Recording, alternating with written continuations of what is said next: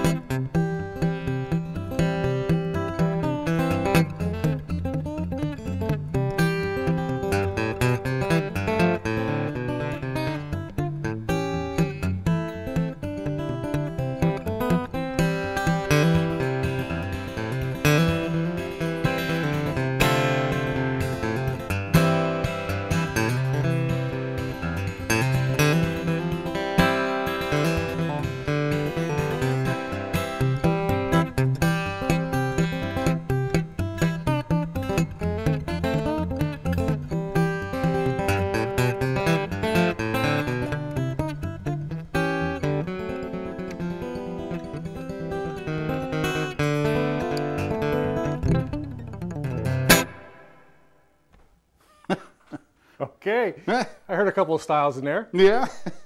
Yeah, I've always enjoyed multiple styles. I started out with folk music and went into thumb picking with one of these things, and then into jazz and Brazilian music and funk and blues and pop. And, you know, I just love musical styles. I like to fiddle around with different things and just see what you can make of it. I think I heard Chet in there. So. Oh yeah, good old Chet. He was Chet Atkins was certainly my main man growing up, and became my mentor. And I still play yearly and teach at the Chet Atkins conventions in Nashville and so forth. And it's one of the big highlights of my year. And I I know that style is getting to be just a little bit hokey by today's standards, but I'm just old and obstinate enough that I don't care. So besides being a world-class guitar player and a Christian educator, tell me about the Praise Guitar Workshop. Well, the workshop was actually kind of born out of frustration. You know, I had been a professional musician and playing with guys with doctorates, you know, in music for long before I became a Christian. So when I went from that one week to, you know, getting saved and starting to play for free at a church with a bunch of local schmucks, you know, the next week, it was actually about the biggest musical letdown in my life. So I had to try to get over that, and it's actually taken me a long time. I don't know if I ever will totally get over it, because I was so used to striving for excellence and trying to do the best job I could possibly do. And it seems like, particularly in the church, who deserves our best more than God? But as you know, in just about every stage of church life, he very often doesn't get it. You know, how the 10% tithe for the 90%, and you know, all of that sort of thing. It's very much true in the musical world too. It just seems like people aren't, they don't get it. They don't understand who it is that they're worshiping enough to want to do well. Anyway, so in the process of all of that, I began to develop this guitar workshop, and it's kind of it's sort of three-pronged, I guess you'd say. The workshop is first of all designed to inspire you to worship God yourself and to do what you do with excellence. It gives you the tools to actually learn how all these things are done, to learn how chords work and how scales work, and how technical things, you know, about how to change keys and transcribe things and transfer this to that, and where to use the capo and what fret would I put that on, and where am I at now, and what would happen if I put this note in that chord, and you know, all that stuff. There's a lot of technical information in it, and then a lot of just playing tips, and everything from the principle of minimum movement to chord substitutes to finger picking and strumming patterns, and it's just one thing after another. We cover like 6 songs during the process of the thing, and each one of them is an example of several of these issues. So there's in the neighborhood of 40 different topics that we spend quite a little bit of time. Well, the thing's 8 hours long, so you know, we got plenty of time to cover a lot of ground, and so you're basically getting inspired, and you're getting led into the specific stuff that you can do to get it done. And the third thing is that you're actually learning how to arrange music, how to take things off of the sheet music. Instead of doing everything with, you know, 3 chords and the kumbaya strum, you're actually learning, what can I, now that I've learned the basic tune, what can I do with this tune to bring it alive, you know, to actually make it work for us. So okay, well, you touched on that. So just take a regular praise song. How do you mind the turn it into something that's a little more John Standefer? Well, and I don't know if anybody wants to be me or not, but you know, for example, a tune like "I Love You, Lord," which is just a real standard in the praise chorus world.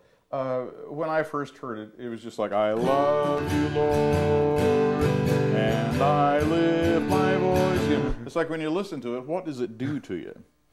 The answer is nothing. It's not terribly compelling. So let's just look at some things you could do. One thing I would do is I would tend to get away from the strumming thing a little bit and finger pick it. It makes it a little more intimate and more delicate. You know, I love you, Lord, I lift my voice. But even beyond that, here's one of the things that we learn in the praise guitar workshop is about common tones. You can take a note or two. In this case, the E note, the D note, and the A note. All 3 of those notes could be in every chord in the song. I love you, Lord, I lift my voice to worship you, oh my soul rejoice. You know, so when you finger pick a pattern, the notes, those common tone notes, are going to come out in a certain sequence. So what you'll end up with is, I love you, Lord, lift my voice. Now, when I do that, you can sort of tell it's got a dreamlike feeling to it. In fact, I've actually looked out at audiences, you know, when I've been playing common tones, and I see them go, you know, it's kind of like they're drawn in like a gnat to the flame. Some part of their brain is going, he's changing chords, but no, he's not. You know? But